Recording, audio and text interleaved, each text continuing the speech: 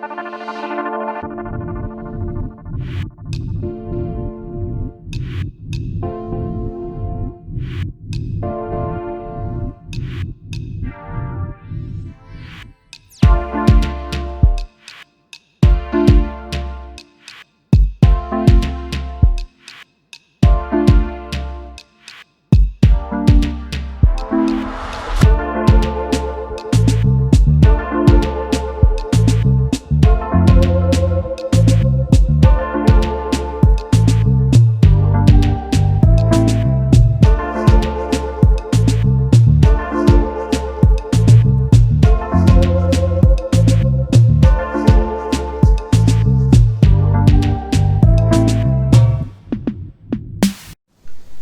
morning, students.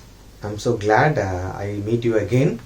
The same chapter 12, plant anatomy and plant physiology. So we are meeting after a long gap in this class. I hope you have not forgotten anything that we have discussed in the previous classes. So we have learned some intro about this tissues. Then we learned the different types of tissues found in plants. Then we also learned the dicot root and monocot root, and also the structure of dicot stem and monocot stem. And in today's class I am going to start with the dicot leaf and monocot leaf. Okay, so if you have learned those concepts, whatever that is taught before, it will be easy for you to continue with today's class. And actually, to be frank, compared to a dicot root and dicot stem, dicot leaf is a much easier, very simple concept. So just keenly listen to the concept so that you are able to understand, and that makes you to memorize these concepts. Unless you understand, you cannot memorize. And if you cannot memorize, what happens is you cannot recall whatever that you have recorded. Actually, let me say, whatever that you learn, okay, through seeing something or through hearing something or through other means, other kinds of experiences, all will be recorded. Even if you are sitting now, the sound of a fan, the sound of a crow somewhere, all will be recorded in your mind. But the concept is the certain things that you give importance. For example, if you are listening to my video, I don't know, okay, so if you are listening to my video with the consciousness or concentration, only those kinds of videos or those kinds of experience or those kind of learning can be recalled at any time. For example, if I ask you a question, what is your name? Immediately you say, because that was recorded in your mind because of your interest, concentration, consciousness. If I ask something, for example, what were you doing last year, that particular day, it is very difficult. Or what you ate on a particular day last year or 2 years before or 5 years before, it is very difficult. You may take some time to recall, in most cases you cannot recall at all, because you might have eaten that by watching a TV. So that film may come into mind, that song may come into your mind, or that program may come into your mind, but what you ate cannot be remembered or cannot be recalled. So this shows that your concentration, your conscious, your interest is very, very important to recall something that is recorded in your mind. This you might have learned in nervous system. Anyhow, I don't know how far you listened to that class, but this thing you have in mind. So your interest, your concentration, your consciousness is very, very important to recall something that is recorded in your mind. And by this time you should be knowing that may be the reason why certain students or certain kids can recall and write in their exams, and most of them they struggle to recall, and because of that they fail to achieve certain things, especially marks or especially answers. They are not able to regain the answer because they might be learning by just dreaming something or looking at something, especially watching TV, etc. And so whatever they are giving interest to will be recalled immediately, but whatever that they do without interest, for example learning, okay, they cannot recall at all. So keeping this in mind, you just with interest, with concentration, you go through the classes and try to learn the books. Okay, so mere looking at the video will not be sufficient. Immediately after the class, you just take a break and go through the books. Learn what is in the book and compare what I said or whatever the teacher said with what that is printed in the book. That is the best way, I would say, to memorize certain things in your life. Not only this, you are going to learn many bigger concepts in your life. So keep this in mind and try to follow this so that it will be easy for you to recall anything at any time. So even I could say this is a kind of an exercise for your brain. Okay, so with that we'll go into the lesson. That is, let us start with the Dicot leaf. Last period we learned Dicot root, then we learned about Dicot stem. We also learned Monocot root and Monocot stem, and now in today's class we are going to learn Dicot leaf and Monocot leaf. First, let me start with the Dicot leaf. So this is a picture of a transversal section of a Dicot leaf, where at the center you have a midrib, so which is stouter. Okay, so midrib, I hope you know, in a leaf at the center there will be a thick vein running, and that is actually known as midrib, from where you come across veins. Okay, so this region is known as midrib, and you can find in a leaf it will be stouter in the center. Okay, so when you learn this Dicot leaf, where it comprises of one upper epidermis. Okay, so usually in all other root system, shoot system, I mean stem, you find the parts in a form of a circle, but here you can come across two regions, that is one upper and the lower. That is, when you take a leaf, you come across dorsal and ventral. Okay, so in humans the chest region is actually known as ventral region, and back region is known as dorsal region. Same if the human bend, so where again the back region will be dorsal region, and the other side, other portion will be called as ventral region. In plants also you come across dorsal and ventral regions. Okay, so in plants you have the upper surface and the lower surface of the leaf. Especially I am talking about leaf. Okay, so you have the upper surface and lower surface of the leaf. Lower surface is actually known as ventral region, and the upper surface of the leaf is known as dorsal region. I hope you can understand. So if you find a leaf, the upper surface and the lower surface. Okay, right. So hence you have two kinds of epidermis called as upper epidermis and lower epidermis. Okay, so this is the first two parts. Then next part is, here you don't have cortex region. In other root or stem, where you have a cortex region immediately next to the epidermis or inner to the endodermis, it depends. Okay, so here there is no cortex. Instead you have a special type of tissue known as mesophile tissue. Okay, so the mesophile tissue, which consists of, so you can find two kinds of tissues. On the upper surface nearer to the upper epidermis, you come across columnar cells or rectangular shaped cells. They are known as palisade parenchyma. Okay, and below you have a different kind of cell which are known as spongy parenchyma. Palisade parenchyma and spongy parenchyma. Okay, so these together forms mesophile tissue.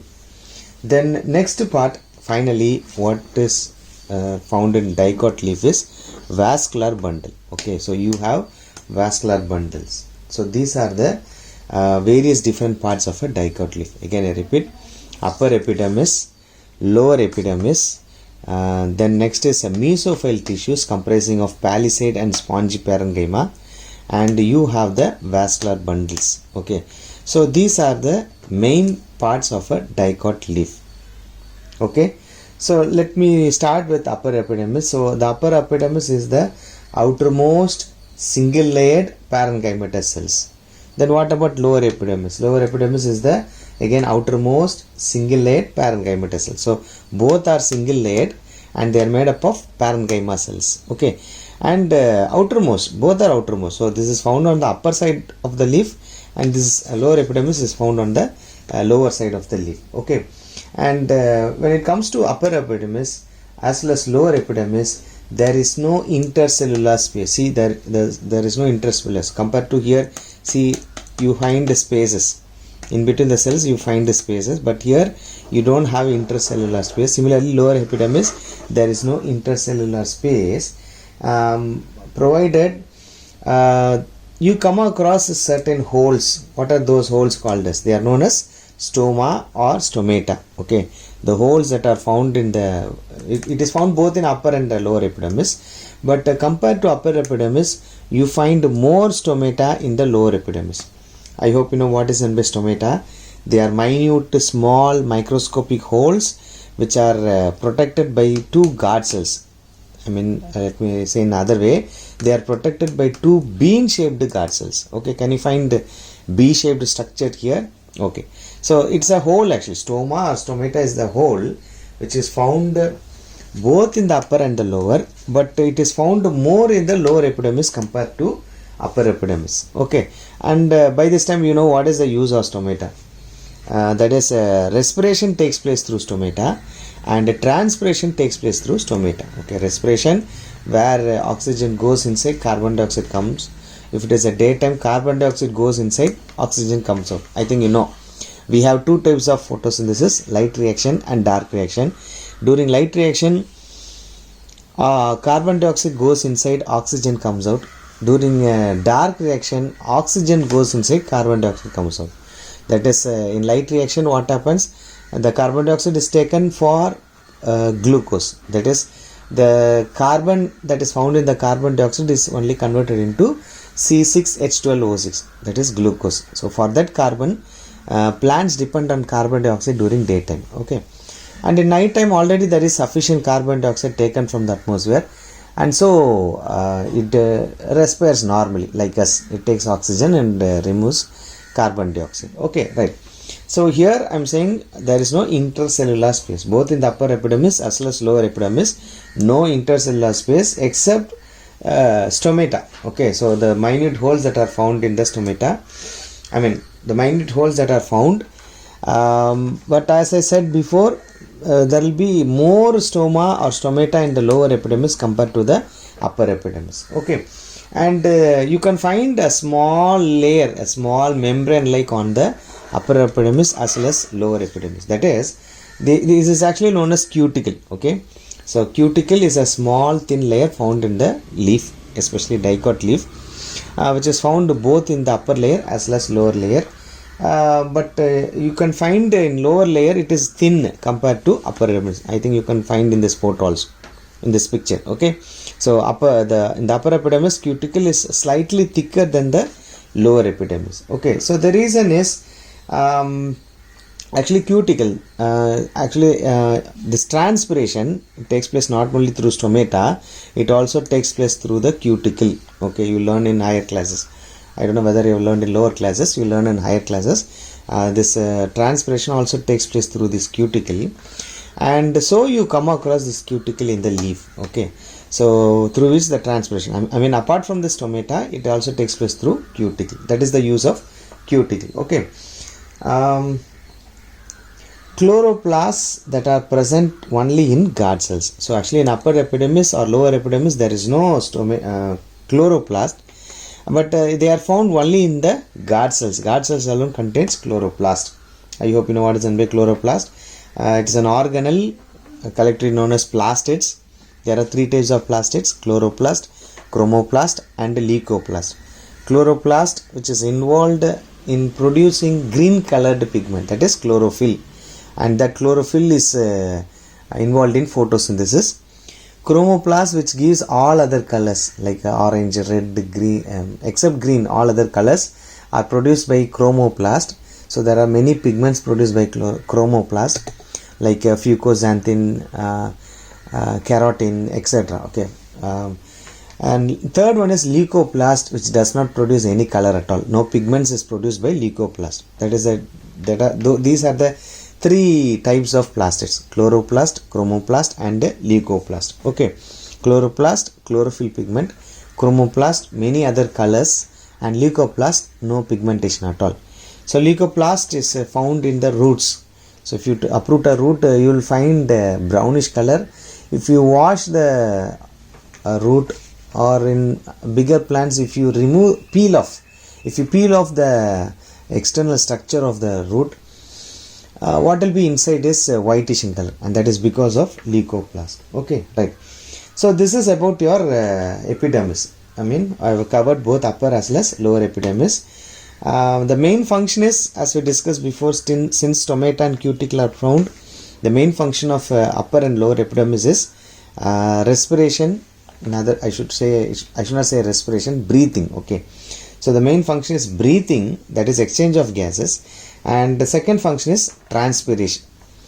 I hope you might have learned in 7th standard, breathing is different from respiration. Okay, so breathing, which is called as external respiration, and respiration, which is known as internal respiration. Okay, that is the respiration that takes place in the cell, that is known as cellular respiration, or simply respiration. And breathing is none other than intake of oxygen, removal of carbon dioxide. Okay, so that's why we say exchange of gases. Okay, that is, something is taken and in turn something is sent out. Okay, so that we'll learn in some other topic. I think we don't need to discuss that now. Okay, so breathing and transpiration, these are the two functions of epidermis. Okay, the next is mesophyll tissues, which comprises of palisade and spongy parenchyma. Okay, as I said in the intro, the parenchyma cells that are found immediately next to your upper epidermis is known as palisade parenchyma, and those that are found nearer to the lower epidermis are known as spongy parenchyma. I hope you can understand the difference in their structure. Okay, so first let me say about palisade parenchyma. So they are elongated cells. Okay, that's what I said, like a cube. Okay, they appear like a cuboid shape. Okay, I should not say rectangular.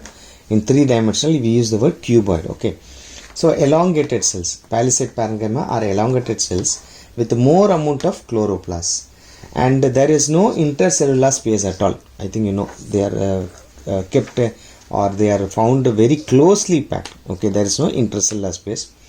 But in spongy parenchyma, where they are almost spherical or oval in shape. Okay, they are not like a palisade, they are spherical or oval in shape, and they are irregularly arranged. Okay, so you can find the difference where it is regularly or properly arranged, but here it is not so. It is irregularly arranged, and with more intercellular space. You can find more space in between the cells. Okay, so this is the difference between palisade and spongy parenchyma.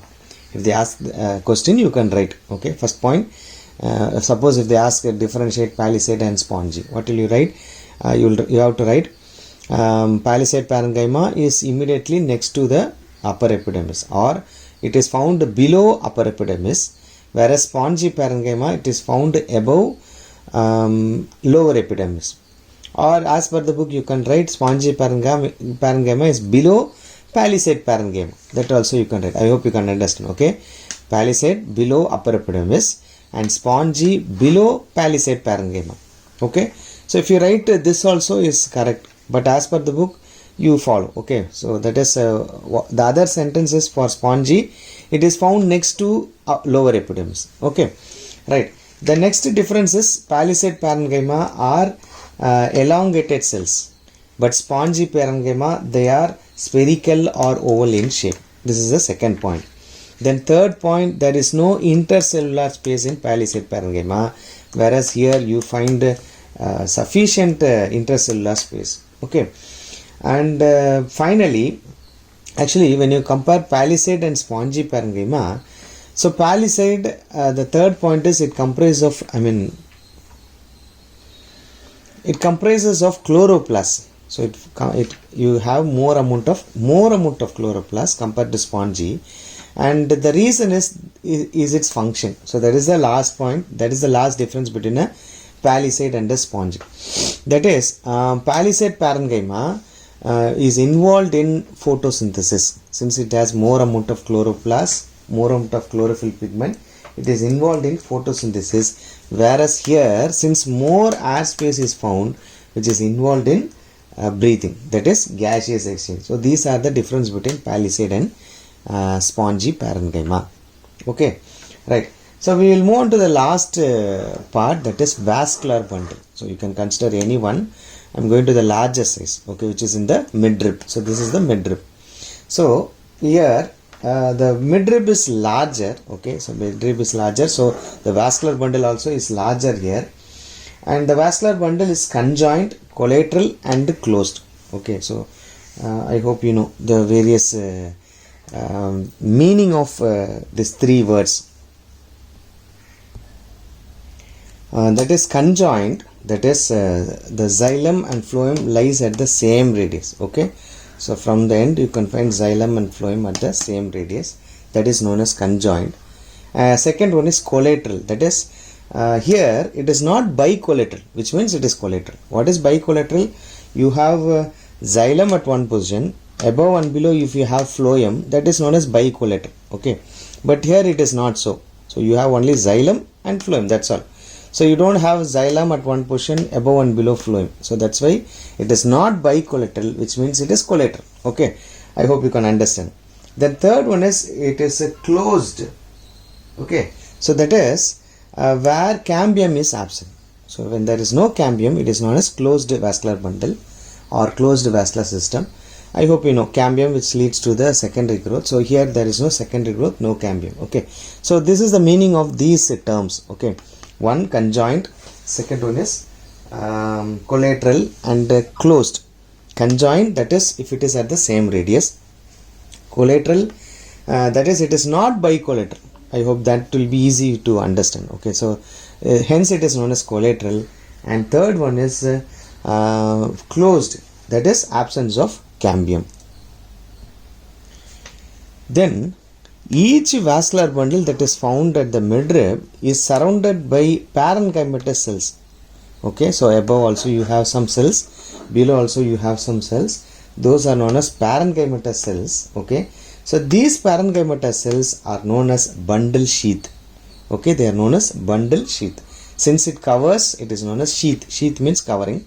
So it is in the form of a bulk or a bundle. So hence it is known as bundle sheath. Okay. Then each vascular bundle consists of xylem towards the upper epidermis. Okay, nearer to the epidermis you have xylem, and phloem, which is nearer to the lower epidermis. Okay, so very simple. These are the characteristics of vascular bundle. Okay, one, again I am repeating, one conjoined, collateral and closed.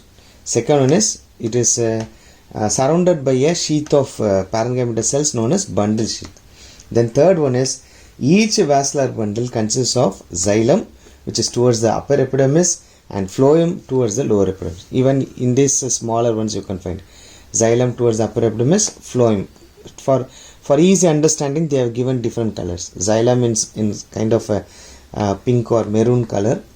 Phloem is given in the blue color. Okay, so what is nearer to the upper epidermis? Xylem. Okay, what is nearer to the lower epidermis? Phloem. Okay, so these are the characteristics of a dicot leaf. Very easy compared to all other structures.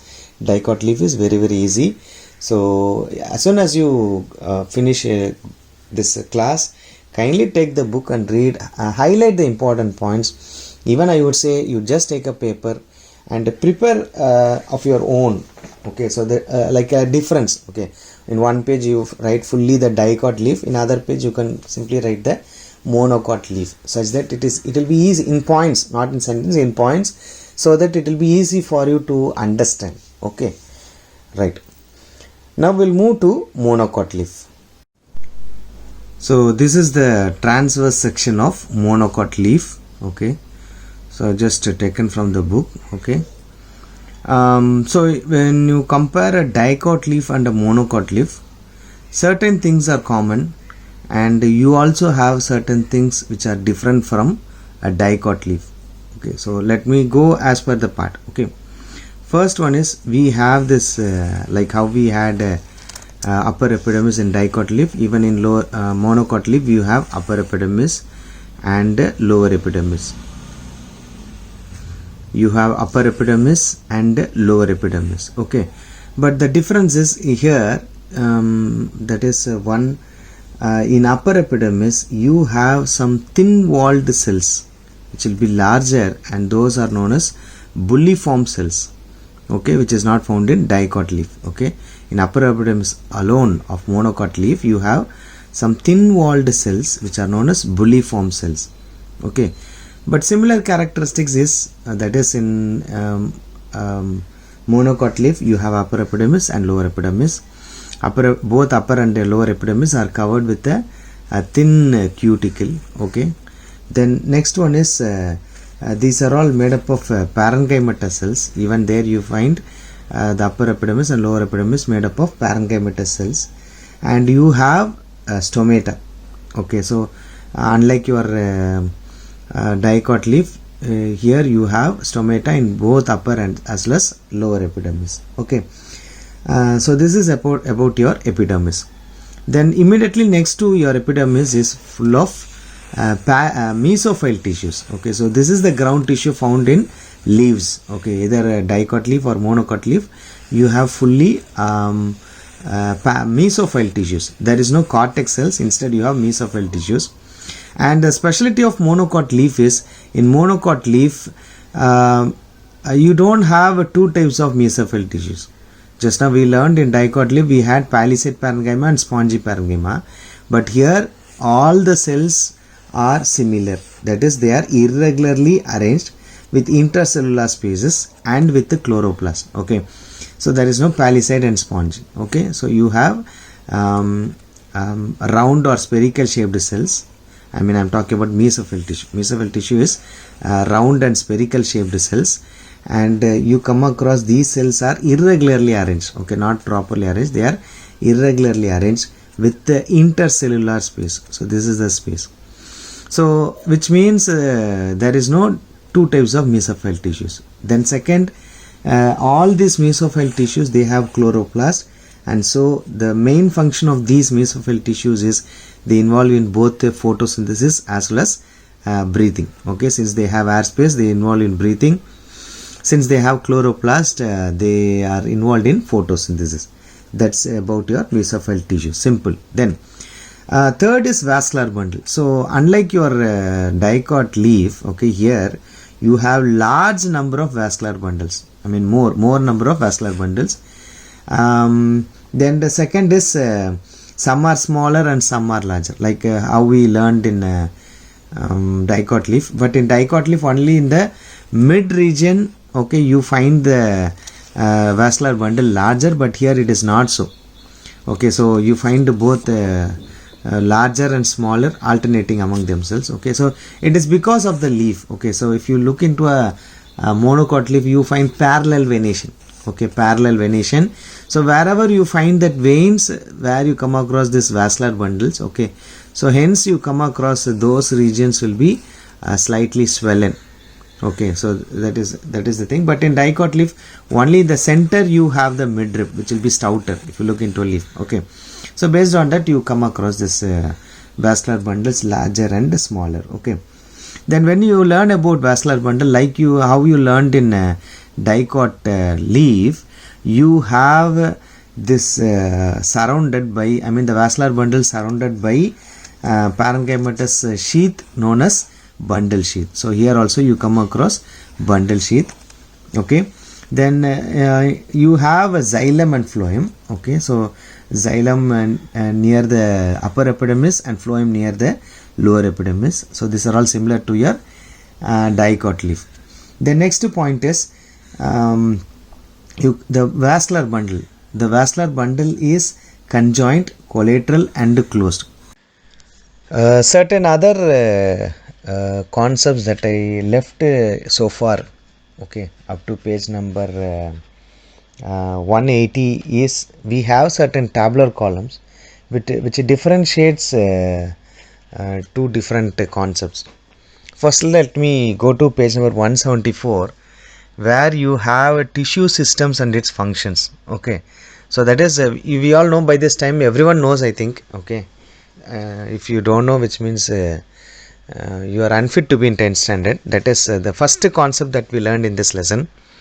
That is the tissue system classified into dermal, ground, and vascular tissue system. So the dermal tissue system comprises of epidermis and peridermis, whereas ground tissue system which comprises of parenchyma tissue, collenchyma tissue, and sclerenchyma. So three types of tissues. Ground tissue is comprises of three kinds of tissues, that is parenchyma, collenchyma, and sclerenchyma. Vascular tissue system comprises of xylem and phloem. That's it, easy. Okay, so first you learn the components. Dermal includes epidermis and peridermis. It depends among dicot and monocot. It depends among root, stem, and leaf. Okay, ground tissue system comprises of parenchyma, collenchyma, and or sclerenchyma. And vascular tissue comprises of xylem and phloem. Okay. The function of dermal tissue system is it gives a protection, since it covers, it is almost like your skin. Okay, so dermal tissue system in plants, it covers, it protects, and also prevents water loss. That is the main use of dermal tissue system. Even though transpiration takes place through this dermal tissue system, you have certain protective measures by which the excess loss of water is avoided.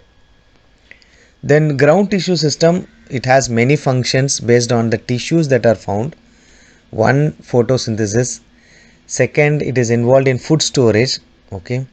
Then third, regeneration. Four, support, and finally protection.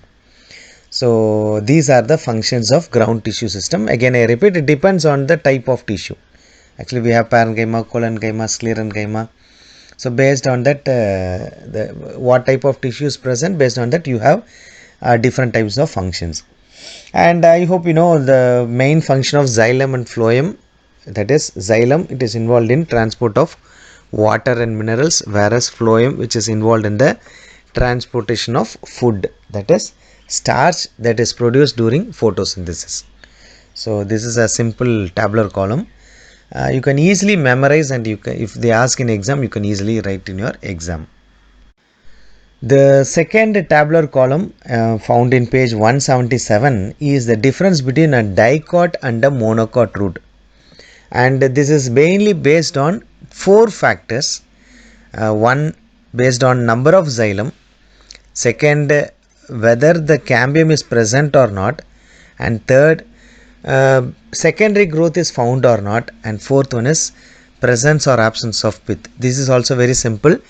So don't blindly memorize present, absent, present, absent, absent, present. So no, don't do like that. If you just change a small tissues that is found in the second column, automatically the whole thing will be collapsed. Okay, so the number of xylem, based on the number of xylem, in dicot root you have tetrarch, that is you have four xylem tissues at the center, whereas in monocot root you have polyarch, that is there will be many xylem tissues arranged. If you look into the photo, you can understand the dicot root is tetrarch in nature. Tetra means four, okay, and monocot root many, poly means many, so it is called as polyarch. Second, based on the cambium, in dicot root there is cambium is found. In dicot root cambium is found, but in monocot root it is absent. And I hope you know, again I am repeating this, maybe several times I have repeated. If there is cambium, secondary growth is found. That is the next difference. Okay, since in monocot root there is no cambium, secondary growth is also absent. Okay, cambium is present, secondary growth is present. Cambium is absent, secondary growth is also absent. And the last difference is the presence and absence of pith. So in dicot root there is no pith at the center, that is in the vascular bundle, but in monocot root pith is found. Okay, Again, this also you can understand by looking into the photos of dicot and monocot roots. So these are the difference between dicot and monocot root. Okay, I think I don't want to repeat. Very simple only. Okay. The third tabular column found in page number 178 is the difference between dicot and monocot stem. Okay, dicot and monocot stem. So this is based on six tissues: one hypodermis, second ground tissues, third vascular bundles, four secondary growth, five presence or absence of pith, and finally presence or absence of medullary rays. So hypodermis in case of dicot stem, which is made up of colon gametous cells, whereas in monocot stem it is made up of scleron gametous cells. The ground tissue in dicot stem is differentiated into cortex, endodermis, pericycle and pith, whereas there is no differentiation in monocot stem. That is the monocot stem. In monocot stem the ground tissue is not differentiated into cortex or endodermis or pericycle or pith. Okay, you don't have differentiation. Then third, vascular bundles in dicot stem, they are less in number, uniform in size, arranged in a ring, open type, and bundle sheath are absent. Whereas in monocot stem the vascular bundles are numerous compared to dicot stem, numerous. They are smaller near periphery, bigger in the center. Okay, we have learned this when I was teaching monocot stem. And the main difference is they are scattered. In dicot stem, vascular bundles are arranged in the form of a ring, whereas in monocot stem they are scattered. And here the type of vascular system is closed type, and bundle sheath are present in monocot stem. The next difference is secondary growth. Secondary growth is present in dicot stem but absent in monocot stem. This is mainly because of cambium. Okay, so in vascular bundle we learned open because of the presence of cambium, and that cambium leads to secondary growth. That's why in dicot stem secondary growth is found or present, whereas in monocot stem it is absent. Then pith is present in dicot stem, absent in monocot stem. Okay, so you don't have pith in monocot stem. Fully it is made up of the ground tissues. Okay, then finally medullary rays are found in dicot stem which are absent in monocot stem. Okay, so if you find any something, if you find something that you cannot understand, immediately you can go to the link that was posted last week, I mean last 1 week before, and you can find the meaning of those terms which I have discussed. Okay, you don't need to worry about that you don't understand or you cannot follow certain things. Okay, right. The final tabular column in page number 180 is the difference between dicot leaf and monocot leaf. This is very simple. That is, in dicot leaf they are known as dorsiventral leaf, whereas in monocot leaf it is known as isobilateral leaf. So dorsiventral, that is, you come across a difference in the dorsal side and the ventral side, so that's why it is known as dorsiventral leaf. But in monocot leaf you come across isobilateral, that is, you don't have much difference. So iso means similar, and it is bilateral. Okay, so the leaf is similar on both sides, both on the dorsal side as well as ventral side, and so it is known as isobilateral leaf. I hope you understand. So the second difference is mesophile is differentiated into palisade and spongy parenchyma in dicot leaf, whereas in monocot leaf it is not differentiated into palisade and sponge, and based on this only we call dicot leaf as dorsiventral leaf and monocot leaf as isobilateral leaf. Okay, right. So with this we'll end today's session. Already I have gone above my time limit. So as usual you just go through the book. Okay, read concepts with the concentration, concepts with concentration. Okay, so maybe in live class, in the last live class in my 2 sections I said how much this mind is important. Okay, so maybe in other class maybe in another recorded class I'll try to explain how mind is important to all others. Okay, So concentrate, read with interest. Whatever you do with interest, so that it is good for your life. Okay, anytime you can recall certain things only if you have concentration and interest. Okay, so thank you students. So assignment for today is simple, that is you already have drawn certain diagrams. Okay, I have asked you to draw the ground plan of the structures of the plants. So today you finish all other remaining structures, that is you start with the dicot root. I don't know whether you have completed the assignment. I want you to draw only the ground plan first of all, so that it will be easy for you to understand. So today you, if you have not done anything, you start with the dicot root ground plan.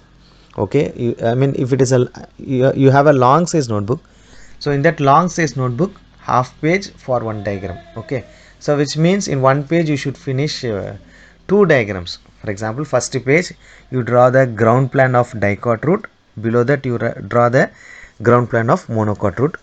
Next page you can also take a fresh page, not need not to be on the other side of the same page. Okay, you draw the ts of dicot stem ground plan, and below that you draw the ground plan of monocot stem. Maybe you take another page where you draw dicot leaf and monocot leaf. So take your own time. You can finish the ground plan immediately. I am saying only for the dicot leaf and monocot leaf, since it is slightly tedious. You take some more time. Take when your mind is free. Okay, when you are bored with something, you take and start drawing this. Okay, so I hope you all love drawing. Okay, but don't scribble or let your diagram need not to be like a rougher. Okay, so keep that in mind and draw the diagrams neatly. No need to color. And whenever when you draw, also keep this in mind, it may be record or your classwork or whatever, you use an x-ray sheet below. Okay, so I think you are hearing this first time.